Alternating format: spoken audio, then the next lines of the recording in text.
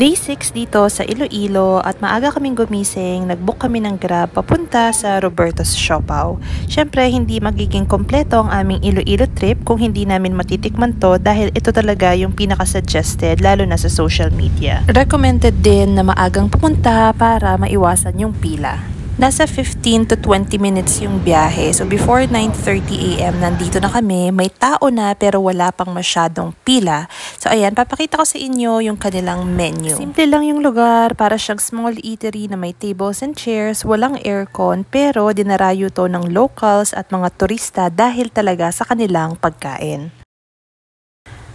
Bukod sa kanilang famous siopaw, nag-o-offer din pala sila ng rice toppings from 75 pesos. Meron ding mga fried chicken meals, meron din silang short orders katulad ng pansit at chop suey. Pero kung ayaw nyo naman ng siopaw, meron din silang sandwiches or mga burgers na nagsisimula ng 40 pesos lang.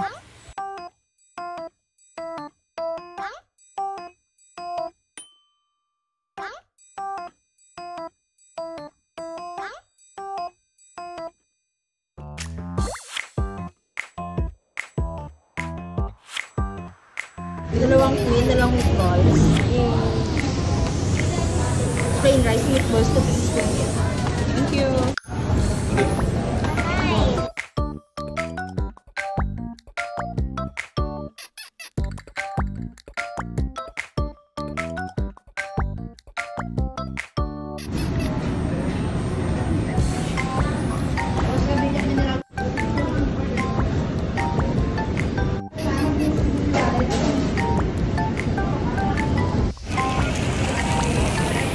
Wala talaga sauce tong siopaw nila?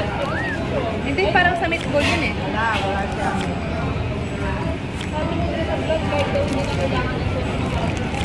Masarap naman. Meatball.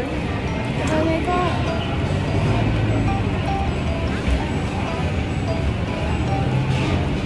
Pwede na sa peso.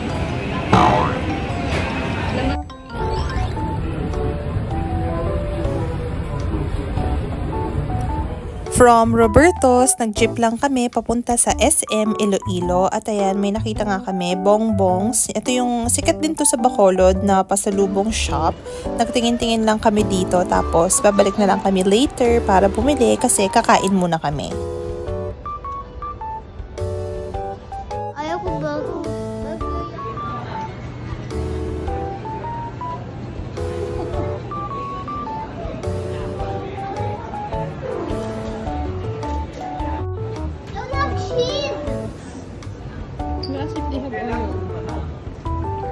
You have the Oreo flavor.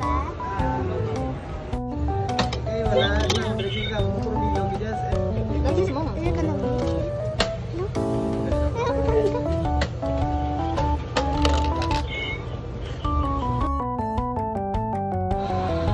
Wow, pancake. You like it?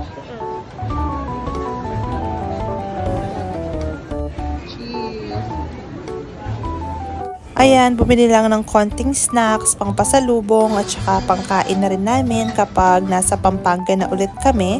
At tingin-tingin lang ng pwedeng souvenir. Ayan, sa Access sa Gastos.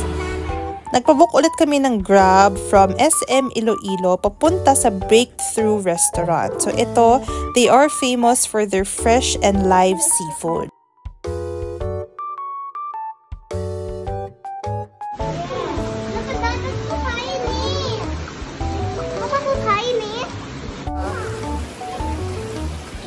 Mangga.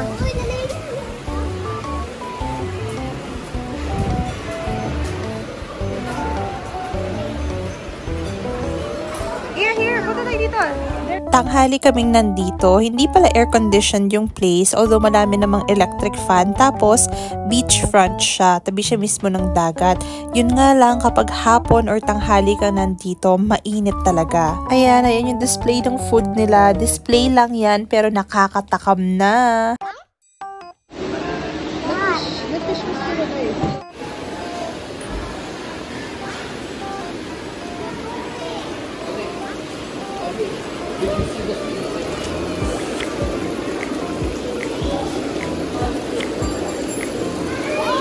Wow.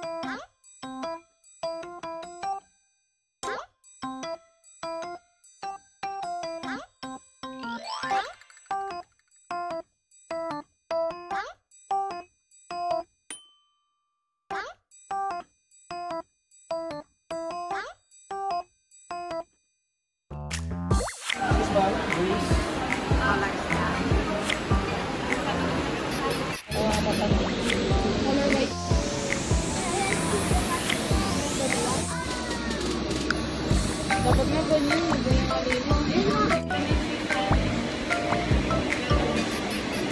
ay, malagpa na. Isa lang po.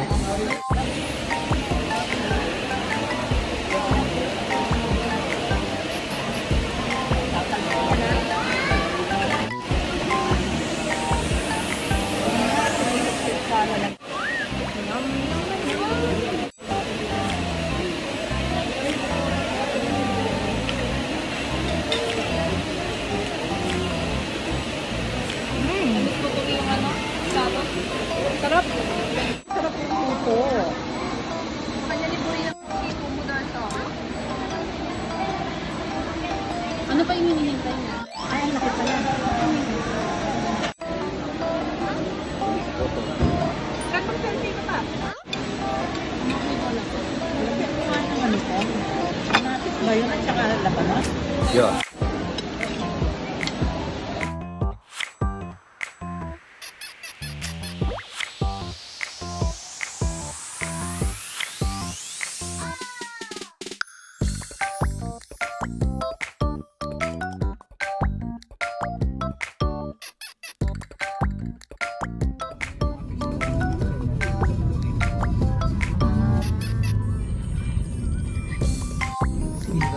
Yung bahay ni Kamising. Yung tatoy. Kapising. Ah, Kamising. Yan ang sikat dito sa amin. Lalo na yung mga lumpia yan. Siya yung original.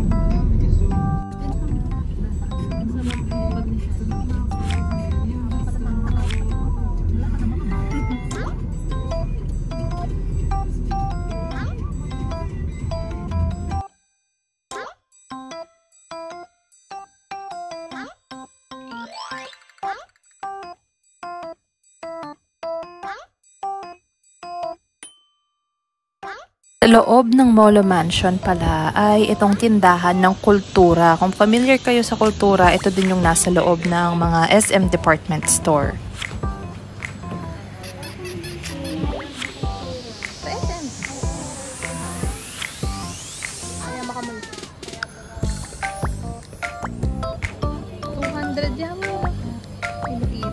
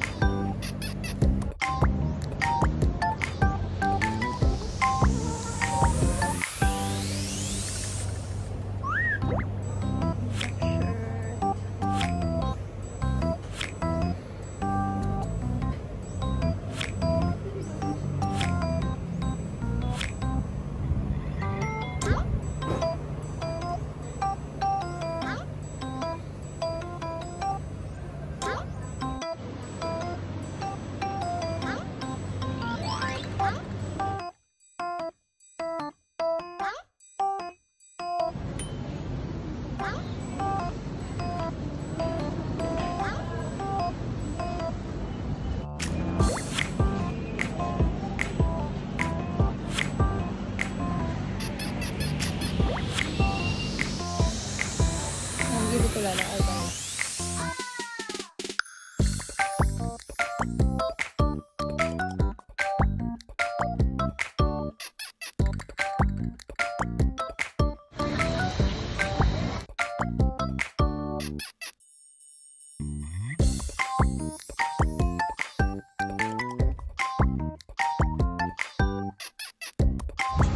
Sarap.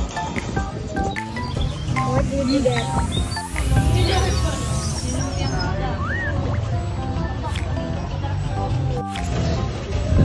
Pancit mo. icing. Oli, oh. Oo, Pi. Oli, try this soup. Wala naman naman yan, eh.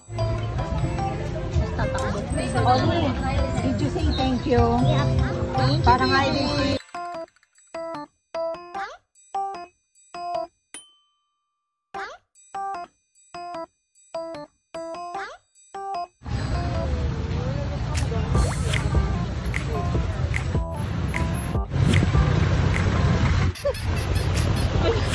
Okay,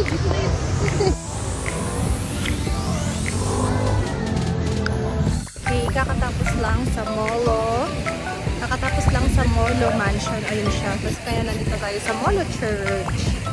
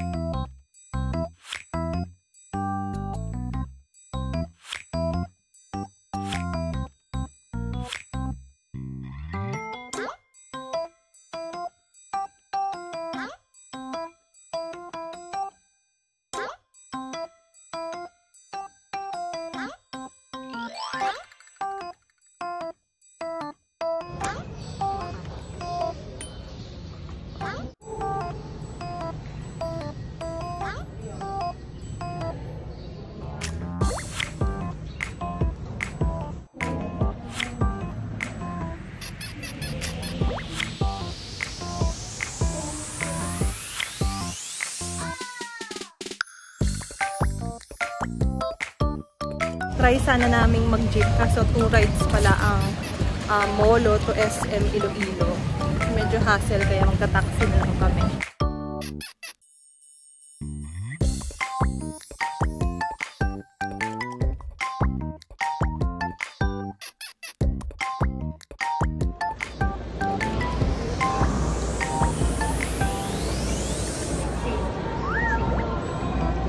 Do you want the owl?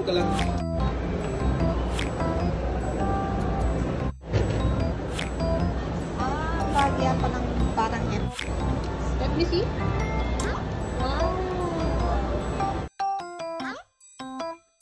Meron kaming nakitang stall dito, Touch of Art yung pangalan. Ang ginawa namin, pinagawa naming souvenir yung mga pictures namin. Tapos nakalagay siya sa mug, nakaprint siya sa mug at saka pinagawa naming ref magnets.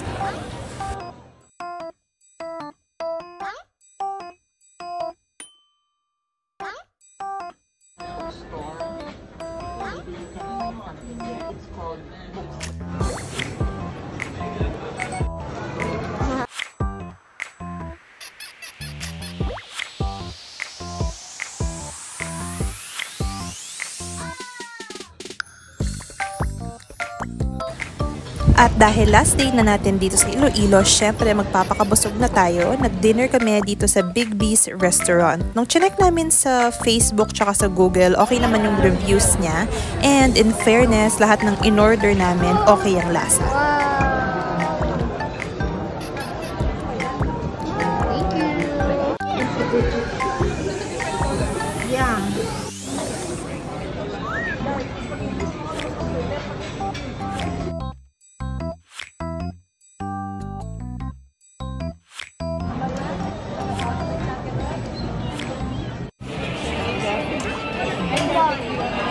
Pares lang.